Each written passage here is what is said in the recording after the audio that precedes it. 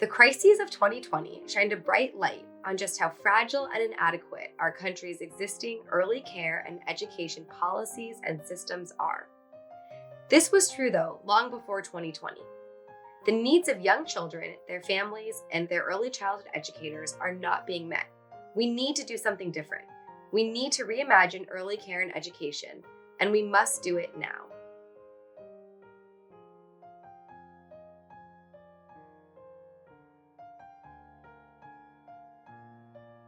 I think one of the most significant changes has been that we really have a deeper understanding right now about children's capacity for learning.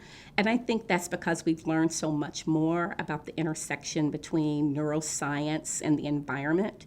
So we used to really think that development occurred just naturally and it proceeded naturally. And now we're really understanding that there's a really complex interplay between the environment, between the interactions the child has that really shape and develop their learning. The best argument for public investment in early education is that it's good for kids. And we ought to do what's good for kids. It's good for kids just as an experience. It enriches the quality of their lives as young children. That's valuable in and of itself, but it lays the foundation for their future well-being and development.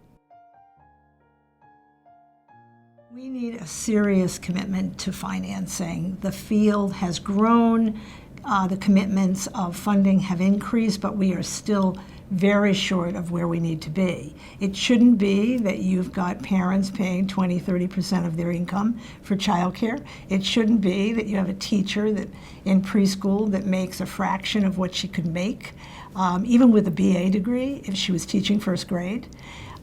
It shouldn't be that we're serving less than 10%, just a fraction of the kids that are eligible for early Head Start. We can do better than this. The country can do better than this.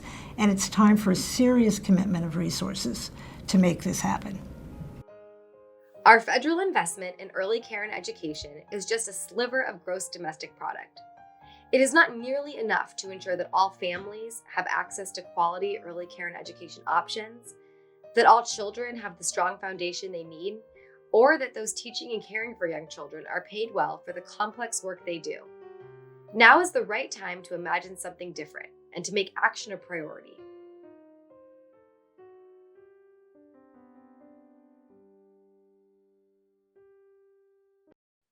Hola. Did a preschooler ever look you in the eye with such curiosity it disarmed you? Did you ever ask a group of kids which one of them could sing and dance and have them all raise their hands? That's because children are born curious and confident. It's our job to keep them that way with early childhood education. I know that from the work I did on children's television. Early childhood education is the foundation for all learning. And all the research shows that the benefits that come from quality early childhood education accrue to a child, to an individual throughout their lifetime. When we invest in children during their earliest years, we're laying a foundation for a more just and equitable society. Children are naturally curious. When we feed that curiosity with stimulation and a supportive environment, our children are more likely to thrive and be resilient as adults. I think this is an important moment for us to reimagine early care and education. We've all seen up close and personal what happens when we deny science or create policies that ignore science. The current early care and education system blatantly ignores the science of child development. Both the federal and state governments do not fund early care and education as the public good that it is. ¿Cuándo empezamos a ser los adultos que somos hoy? La respuesta es temprano, durante los primeros años de vida. La educación temprana no solo se enfoca en letras y números, sino que también desarrolla importantes habilidades socioemocionales en los niños. En este momento de la historia de nuestro país, es urgente que todos los niños tengan acceso libre a una educación temprana que sea de alta calidad. El momento es ahora, no hay tiempo que perder. We need, as a country, to have robust access to early childhood education. Bottom line.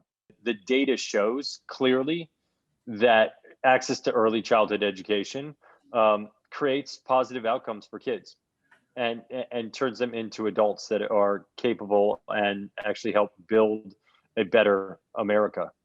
We have decades of neuroscience and strong economic data that say that early childhood education is the best investment this country can make. And yet, too few children have access, and far too many early childhood educators are earning poverty-level wages.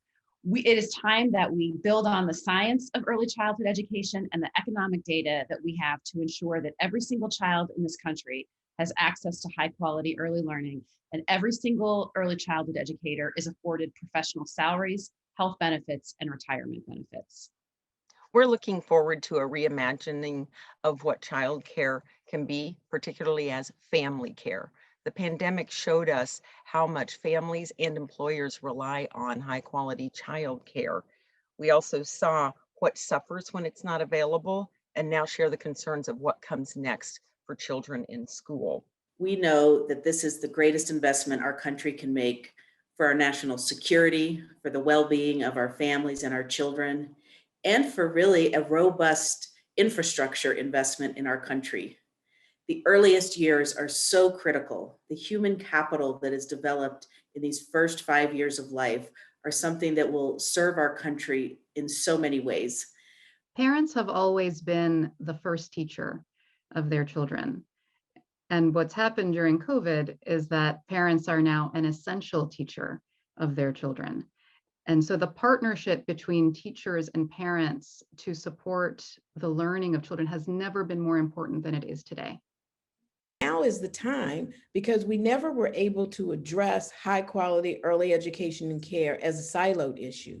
We can address it now because we are connecting the issues of access to high quality childcare and education with parents' ability to work, with affordability of housing and opportunities in neighborhoods, as many children are still schooled at home. If we believe in the potential and gift of every child, and if we are committed to fulfilling our obligation on their behalf, if we respect and value educators who teach our youngest children in the same manner we respect educators of K-12 students, if we realize that the economic vitality of our country cannot survive or thrive without early care and education, if we read and believe the science and research about the benefits of early care and education, and if we understand that the early years are the most critical years to the future development of our youngest learners, then we will invest and make early care and education a national priority, and we will do it now.